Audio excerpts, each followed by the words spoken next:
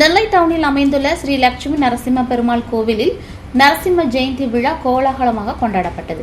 விழாவை முன்னிட்டு அதிகாலை முதலே சிறப்பு பூஜைகள் தொடங்கின. பக்தர்கள் திரளாக கூடி பெருமாளை தரிசித்து வழிபட்டனர்.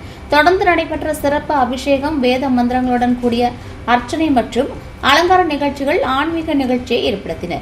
பெருமாளுக்கு புஷ்பங்களால் அலங்காரம் செய்யப்பட்டு லட்சுமி நரசிம்மராக எழுந்தருளிய பெருமாள் பக்தர்களுக்கு அருள் பாலித்தார். பின்னர் நடைபெற்ற தீபாராதனைக்கு பக்தர்கள் பக்தி முழக்கங்களுடன் கலந்து கொண்டனர்.